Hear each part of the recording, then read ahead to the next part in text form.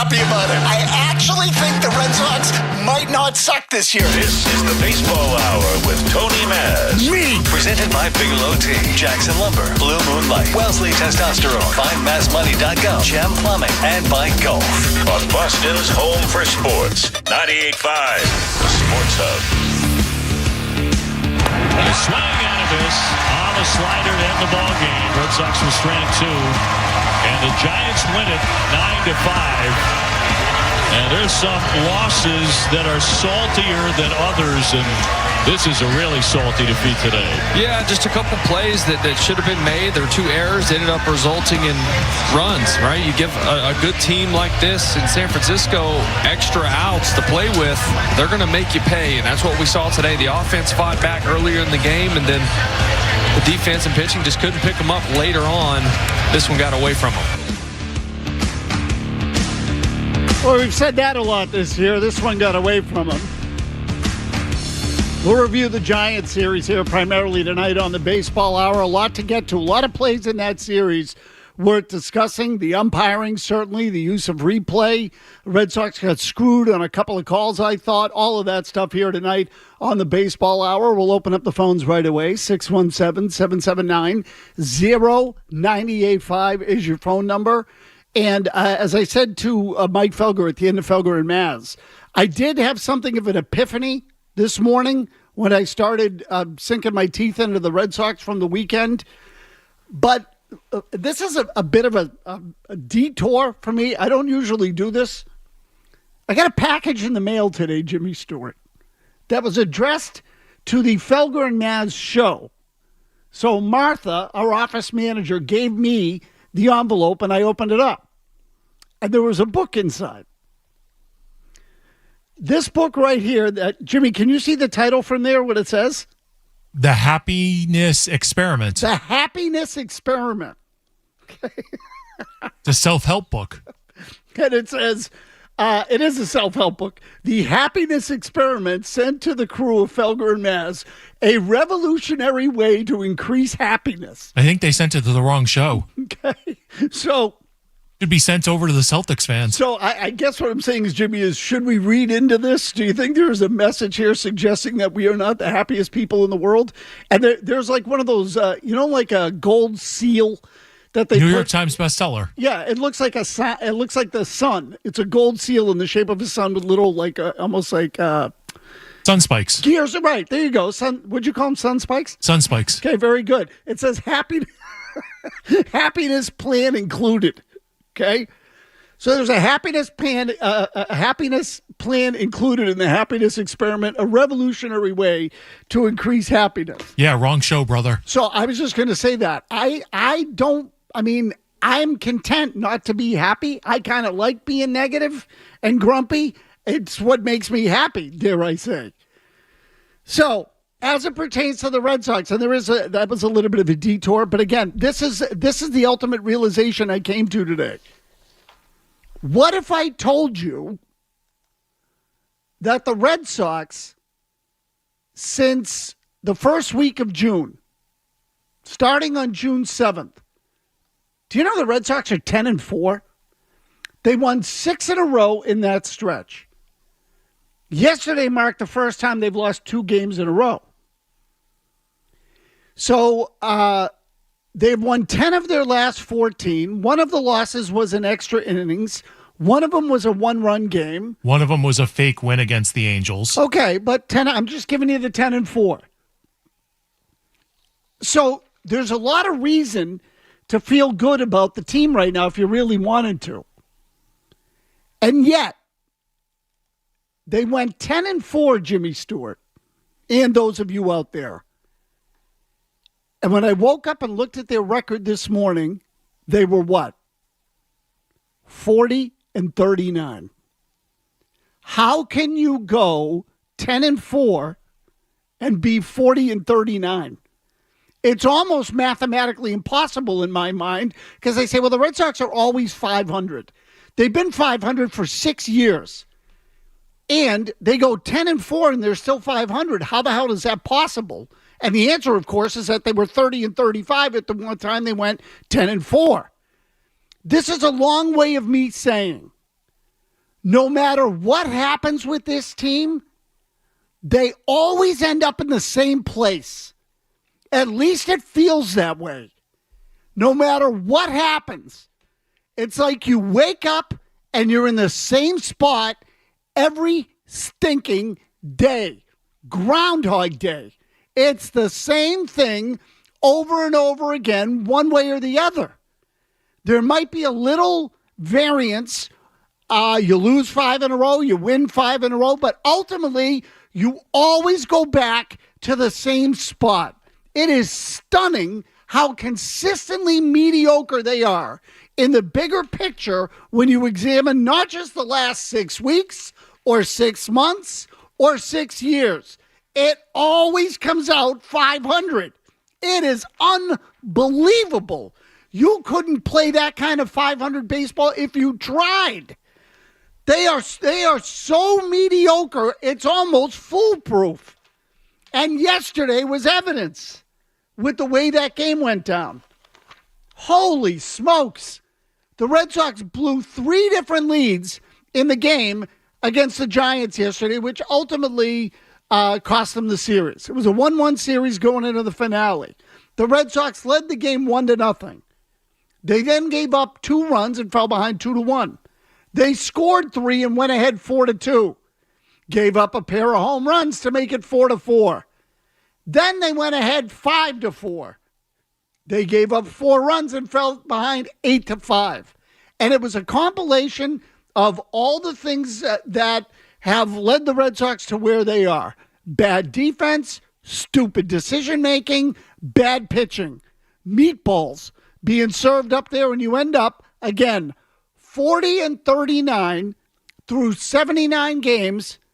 After tomorrow night's game in Anaheim, the Red Sox will have played exactly half of their season. And I challenge you to pick just about any spot on the schedule this year, and I guarantee you they were somewhere within a couple of games of 500. Really, go ahead and do it. 8 games into the year, they were 4-4. 28 games into the year, they were 14-14. 50 games into the year, they were 25-25.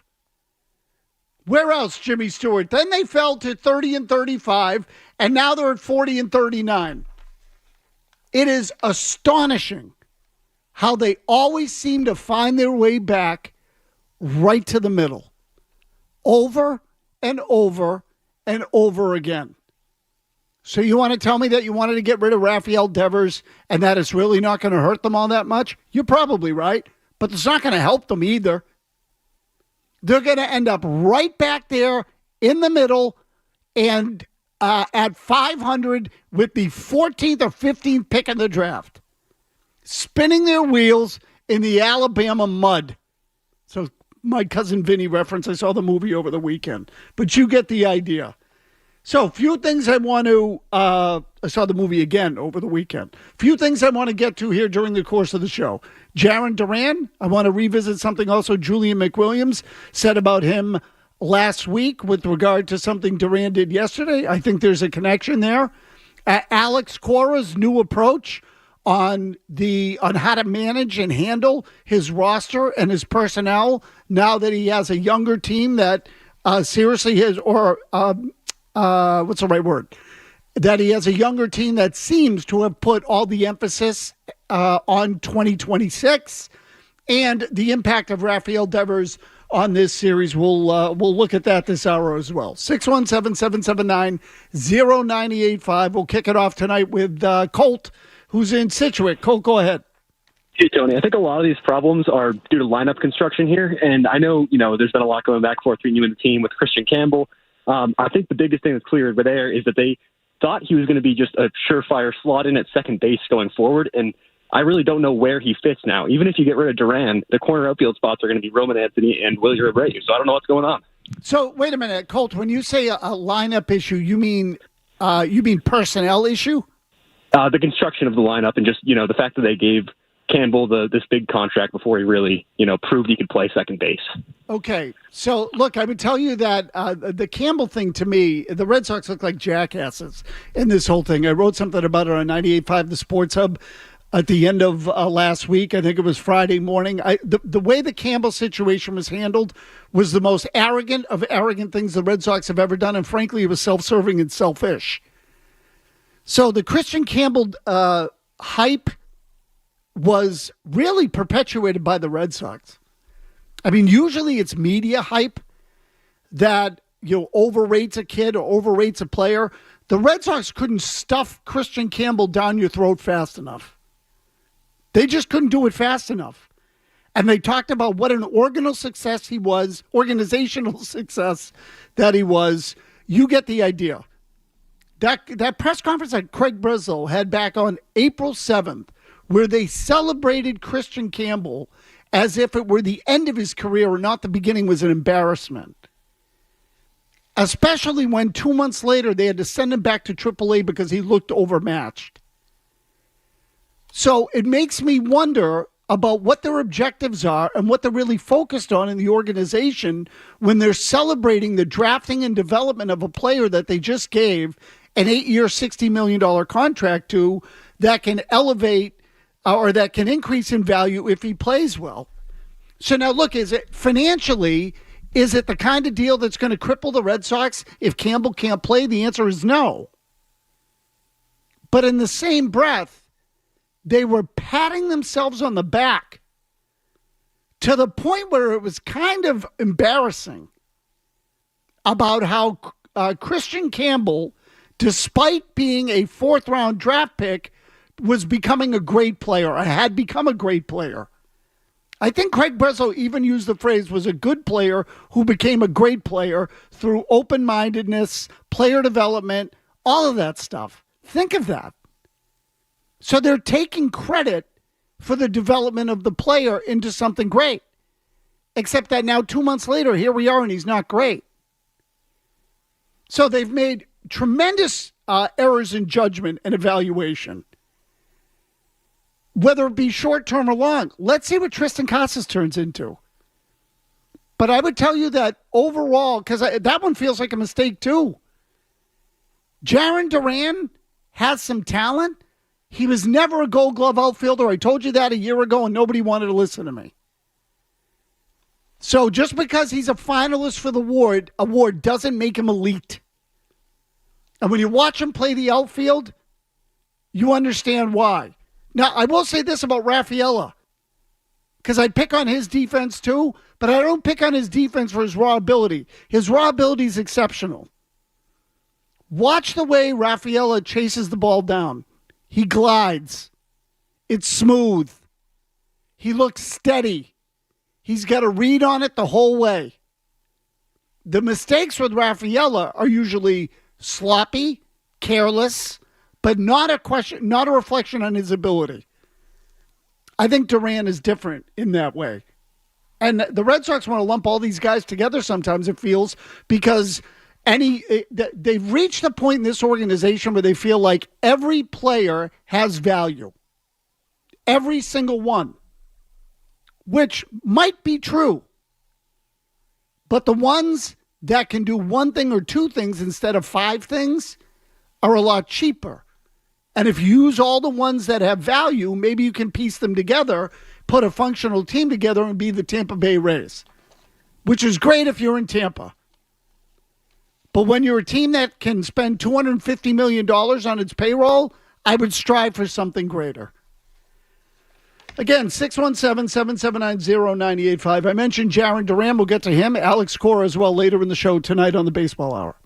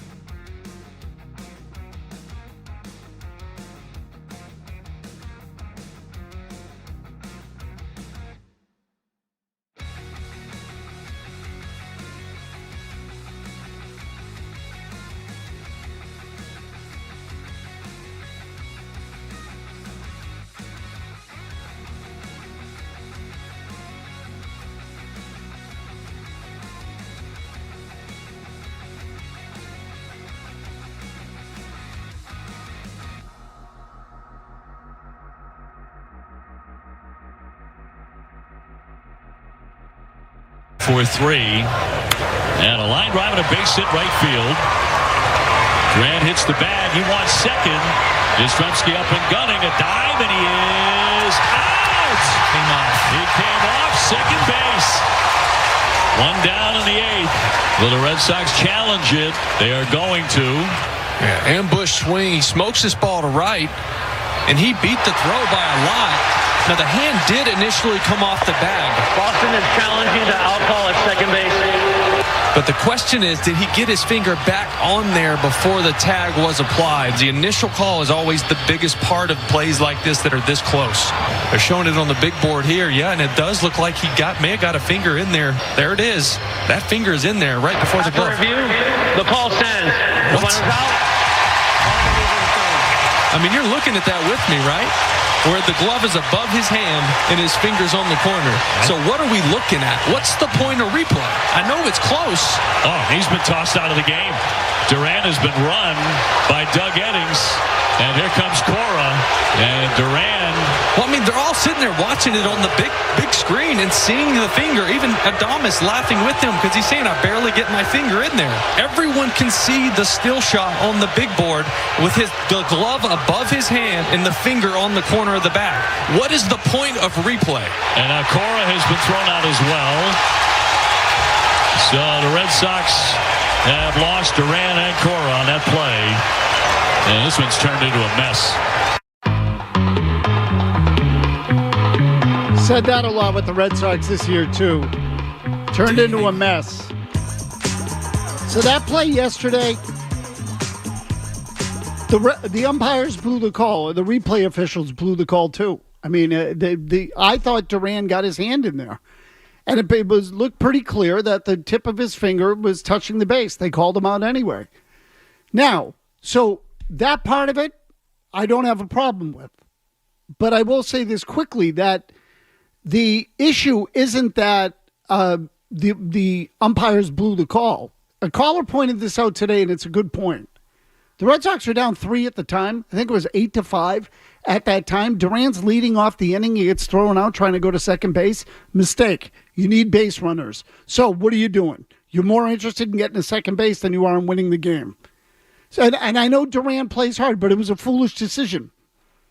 If you're going to run, you got to make it. Now, and you got to stay on the base. Now, oversliding the base, I do hold that against him. There's so many guys that slide past the base that figure it out. Slide earlier. Part of the deal is making sure you don't come off the bag. But the thing that would concern me most about the Red Sox is the way he reacted to it. So they didn't reverse the call. He swore at the umpire. He got tossed out of the game. Then Cora ran out on the field, and actually, I can't remember, I think it was the third base coach, Kyle Hudson, who made it out there first to prevent Duran, because at one point it looked like Duran was going to shove the umpire. Like after he got tossed, he ran back and looked like he wanted to continue the argument. It looked like an incident waiting to happen. And this is one of the things with Duran that we have seen now as a pattern over the course of his career. When he gets heated, he kind of loses control, if not loses control. And so the Red Sox just dumped Rafael Devers. There's speculation as to what they're going to do at the deadline. They're under the luxury tax. I think they want to stay under the luxury tax. Julia McWilliams was on the show last week, said this. Did Devers have to go? In your mind, was he getting in the way of the winning? Because I personally find that hard to believe, but you tell me. I think so. I think he did have to go. I think he wanted to go too. I think Devers was checked out. And if you got a guy that's checked out, even though he's put up the numbers that he's doing, that he put up, I think you over the long haul, it's a better decision for the organization. Am I saying that fans shouldn't be upset? Of course they should be upset. Had they paid Mookie Betts, they wouldn't even been in this situation where they felt like they had to pay Devers. Devers could have signed his $150, $200 million deal to stay with the Red Sox and be happy and just be the kid who just likes to hit and go home, right? That could have very well happened, but the organization put them in this situation. I'll say this too, man, on the adults in the room. I think this organization notices that there are certain things and certain flaws that they have now, and saying like, hey, We need some guys that know how to win and know how to be here. Jarren Duran, I know people bring him up and saying, well, he's going to rally the troops and get everybody to play, to say, hey, everybody against the world. Don't be shocked if Jarren Duran is the next name on there. Don't be shocked, because for what he brings to the game, I spoke to a scout with the Twins a few weeks ago, and he said who was checking in on the offseason, and the general opinion of Duran from former employees of the Red Sox who got laid off, the general opinion was good player, too high maintenance. The Red Sox want to get rid of all that. Okay, so again, that is according to Julian McWilliams last week. Jarren Duran could very well be the next guy out the door. And I know he's a lot of people like to watch him play. He can be dynamic at times.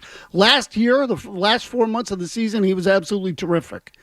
Now, can he repeat it? And can he stay inside the lines? And when I say inside the lines, he just feels like a meltdown waiting to happen sometimes. And yesterday was one of those days. And the Red Sox, the way the Kyle Hudson and Cora ran onto the field when Duran reversed and went back to the umpire tells me that they know it.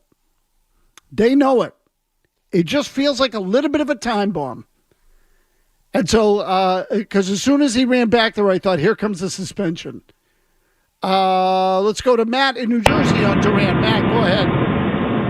Hey, Tony, thanks for taking my call. I just want to say that I don't want to pretend I know things I don't.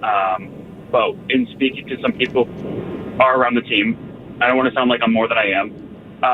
When they described Duran, when it comes to, like, when you talked about him not knowing the word, that's what it was.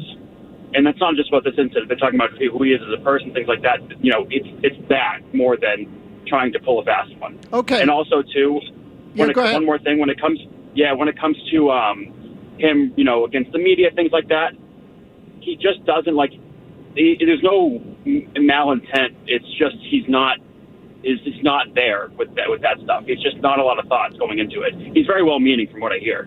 But I agree with you. It sometimes can be a little tough to maintain on a team. Okay, so Matt, thank you for the call. And again, when Matt says he doesn't know the word, this gets back to an exchange that Duran had after the game yesterday regarding Alex Cora made a comment about when Cora got ejected, he was upset about the umpiring really in the whole series. The Red Sox also had a runner thrown out at the plate yesterday, Abraham Toro, who in trying to avoid the tag was ruled out of the baseline. I thought they got jobbed on that call too. Cora was pissed at it. They called Toro out. There were some check swings on Friday night that Cora didn't like about the umpiring. Cora basically said he thought the umpiring was trash all weekend. So Duran was then asked about what Cora said with regard to the umpiring. Here's the exchange. When Alex got ejected, he seemed frustrated overall with the umpiring across the series. Was that sentiment shared in the dugout, you think? What do you mean? Alex was frustrated not only with your play, but the Toro play, some other things that went on over the course of the 3 games. We can stop there. So because the answer, honestly, with regard to the caller's point, is not important. We said this on Felger and Maz. Jarren Duran just sounds confrontational. He says, what do you mean? And I argued during the show today that, what do you mean? What do you mean? He said was the sentiment shared in the dugout that the umpiring was a problem all series. What do you mean? I said after the show that I wonder if he didn't understand the use of the word sentiment in that context. That do you share the opinion? He didn't necessarily make the correlation. So, look, he might not be the most articulate guy in the world, have command of the language. All of that may be true. I didn't like what he said, how he answered the question, but honestly, that is secondary too. What concerns me most about Jarren Duran is how he acts when he gets angry. Or when, whether he's yelling at a fan in the stands or circling back to confront an umpire. He just feels on the edge. Julie McWilliams says high maintenance. What would concern me is that it feels like he loses control very quickly. He kind of reacts like he plays, which is all out all the time. It's good when you play that way. You can't approach every single incident in life that way. You just can't. It's a hard way to live. Mark in New York. Ed, Mark. Hey, how's it going? So this thought I came up with this weekend, I know it's a little off topic, but if Craig Breslow was Buster Posey and he talked like a human and like a baseball guy, do you think we would give him a little bit more of a leash if Buster Posey got us Crochet, Bregman, Narvaez, and Chapman, and that we'd be a little bit more confident that he's going to use the money that we gained from sending out Devers, who it was ownership, we both agreed, that sent him away, and not to make him even more of a leash, but would we have to wait until even the offseason? Yeah, Mark, I'm going to let you go just because you're breaking up. But I think the essence of the question is, if Breslow had Posey's personality, would we look at him differently? And my answer is yes. So look, whether we like it or not, now again, we can talk about substance versus perception. And the fact of the matter is, perception is everything. Perception is reality. How many times have you heard people say that? I also think people in the organization would relate differently to him. And this is part of the problem with the nerds and the analytics. And not just in baseball, but in everything. At the end of the day, it's still people doing people things. And there's got to be some sort of connection there on a human level that puts people on the same page. If that connection doesn't exist and you don't have the buy-in, it doesn't matter. It just doesn't matter. So you need the buy-in. And to get the buy-in of a small market approach in a place like Boston is difficult. Which brings us to Alex Cora and the way he has been behaving lately. And I don't say behavior in a negative sense. I just think in the last week, there's been a complete change in how Cora is handling the Red Sox, dealing with the media, and expressing and frankly managing the team. We'll get to that when we come back on the Baseball Hour. Kevin Majori has your headlines.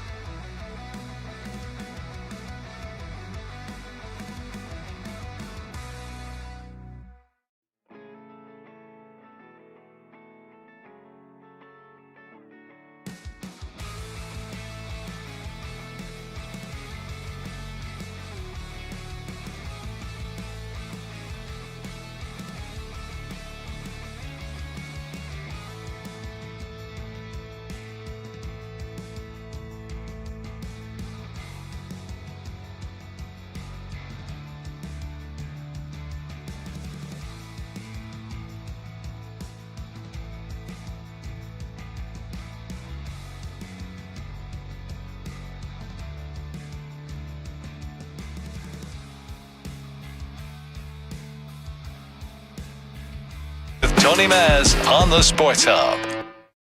How kind of a small margin of error are you operating on? With guys in different positions, different guys. Not much. These guys are good. We're really good. I think, obviously, Rafi's over there, and now we turn the page, but we have a good team, man. And versatility is part of it. And, Ref and Romy, they're outstanding. Now we got Nate, who's really good. So I think we're in a good spot.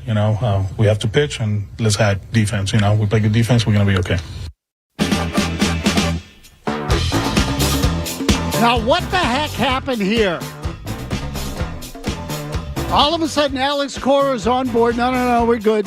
We get a good team. We pitch, play defense. We're going to win some games. Because that hasn't been what he has sounded like for the last 2 or 3 years. I would say even in the first half of this season, he's operated with a level of frustration and, what's the right word, passive-aggressive sort of language. Every once in a while, there's a little bit of a dig. And you remember this stuff with Chaim Bloom. The roster is the roster. Or when Pablo Reyes was signed and the Red Sox were looking for a shortstop, and it was in the wake of yet another injury to Trevor Story at the time, they picked up Pablo Reyes. I don't see Pablo as an everyday player. Okay, that was the answer. Do you remember that one? I don't see Pablo as an everyday player. The guy had just gotten here. One more time, Jimmy. I don't see Pablo as an everyday player. So that was the kind of stuff you'd get. Some of the messages were cryptic. Some of them were pretty much in your face. But they just picked up the guy, and then, Pablo's not an everyday player. Wasn't exactly the positive spin you're looking for in a manager. And I've said this a million times. When Chris Gasper was on Felger and Maz a couple of weeks back, and I asked him, do you think Alex Cora believes in the organization? Gasper said no. And you know what? The organization knew it. Because all of a sudden, Cora's pulled a complete 180. So he did his weekly interview last week on our competitors at WEEI. And he said, and this is in the wake of the Devers deal. Okay, he was asked about the Devers deal. And he was asked about what message he gave to his team. Here's what Cora said. One of the messages, and I'm going to be very clear, we cannot question the front office because the last 4 years we've been below average. We have to be better.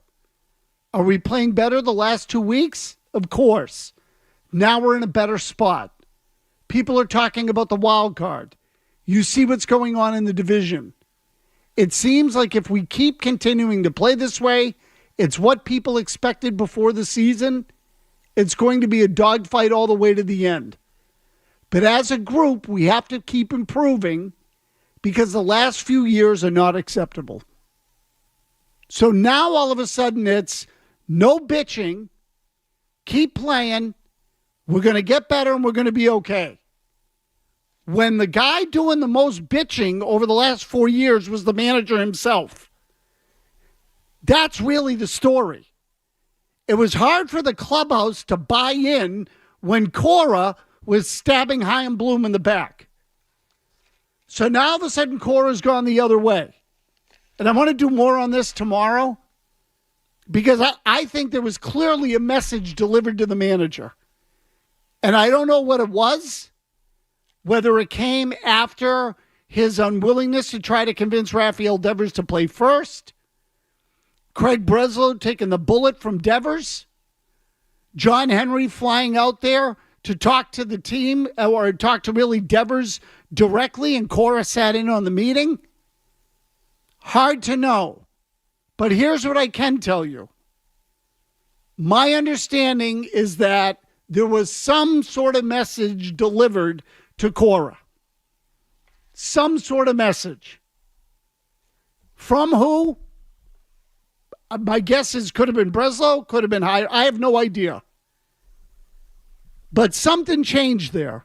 Because Cora all of a sudden is being careful not to take jabs at the roster. As he should have been from the beginning, frankly. And he's talking glowingly about Adam Eaton or Nate Eaton. Exactly right. So all of a sudden now it's, no, the roster's fine. And I want to get to the lineups too. and the teams that the Red Sox are putting out there at night. Because, again, now there's a lot of pressure on the manager to execute, to pick the right guys. Cora's capable of it. I hate the fact that they're now putting platoons at who knows how many positions on the field. And admittedly, they have some injuries right now, too. Bregman's still out. But the fact of the matter is, it feels to me like Cora's done a complete 180. Mike in Florida, question on the Sox. Go ahead, Mike. Yeah, definitely. What do you guys think the Red Sox are going to do about the infield issues? And then also, it seems like they have no idea what they're going to do with the infield.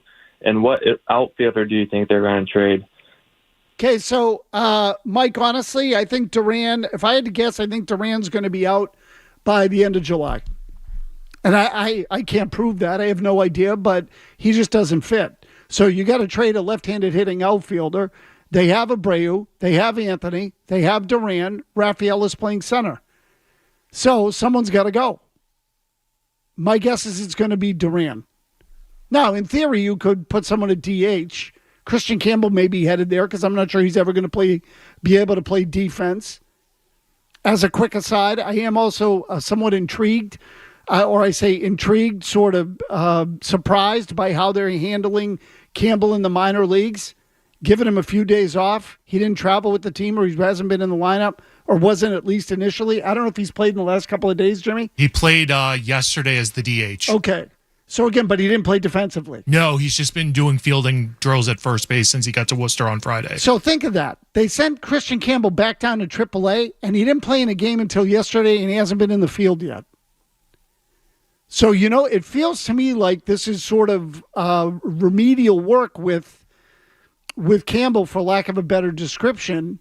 And when I say that, like they've had to go back to sort of basics and spring training. No, we're going to teach you how to play defense, and we're going to let you build up slowly and get your confidence back. The damage that was done to Christian Campbell in the 3 months that he was here was so significant that the Red Sox didn't want him doing anything for about 4 or 5 days. Or something close to that, 2 or 3 or 4 days. Somewhere in there. Nothing. Zero. And when he played, it was just to hit. Get your swing back, but his confidence was so shot that they wanted to get him away from baseball without playing in a game at all for a few days. Which should tell you plenty. Meanwhile, the lineup tonight, Jimmy, I'm presuming a right-handed pitcher for the Angels tonight. I didn't look at the pitching matchup. It is right-handed. It's a name I can't pronounce. Okay. Duran bats left-handed. Toro, switch hitter, but tonight left-handed. Anthony, left-handed. Story's at cleanup. He's a shortstop. Abreu, left-handed. Rafaela, center field, right-handed. Meyer and Hamilton also in there with Wong in the middle. 6 of the 9 are left-handed. Yesterday, Romy Gonzalez, Ref Snyder, Eaton, you had a bunch of right-handed batters in the lineup. And by the way, at catcher, you're always going to get a right-handed bat because obviously Narvaez and Wong are both right-handed. So really, of the other 8 spots, 6 lefties. You're guaranteed a righty at catcher no matter what. So in the other 8 spots, 6 left-handed batters. Yesterday, they were heavy on the right side. So this is now what you have. A platoon lineup. Eaton played third base yesterday, right-handed. Meyer was out. Duran was in left field. Rafaela was in center. Hamilton played second yesterday, right? So, yes, he did. No, and Romy Gonzalez moved over there, so I take that back. Romy Gonzalez also played at second base. Duran's been DHing also, which is a red flag that they know he's a bad fielder. So get ready for it. Pete Abraham wrote about this in his column. Cora said we have a lot of roster flexibility. Pete Abraham in the Globe says this is code for a lot of utility players. Now, I think utility players is, and maybe I'm splitting hairs here. Utility player is a bit of a harsher term. What I would say, though, is platoon players. Romy Gonzalez hits lefties well, as does Ref Snyder. Eaton's decent against lefties. And now you're going to get all the other guys going against the righties. This is what the Red Sox have built. This is what they're going to be in the short term. And believe me when I tell you, they think they can win this way. This is how the Tampa Bay Rays have done it for a long time. Lots of platoons. This season, with Devers gone, they may have to do it this way, especially with Bregman out. But the truth is, you just got to line up with fewer everyday players. I mean, again, in this lineup tonight, the only everyday players really are Duran, Anthony, Rafaela. Anthony's not an everyday player. He's been platooned against certain lefties. Some lefties. But he played yesterday, right? Him and Meyer both. Meyer didn't play yesterday. No. But I mean, like, they're selective as to which lefties they face. They might as well be platoon players, Tony. But Anthony has played a little bit more, right, than lefties and Meyer have. But you're right, so I'll leave him out. Duran plays. Story plays. Rafaela plays. And I guess Abreu. Did Abreu play yesterday? They don't play him against lefties a lot. So I'd have to look that one up. I don't remember. Toro seems to play because he's a switch hitter. He plays third or first. So yesterday, Abreu was not in the lineup. He pinch hit. So he doesn't count either. So congratulations. You now have 3 everyday players. Neat. We'll wrap it up with a look at Rafael Devers' impact on the series when we come back on the Baseball Hour.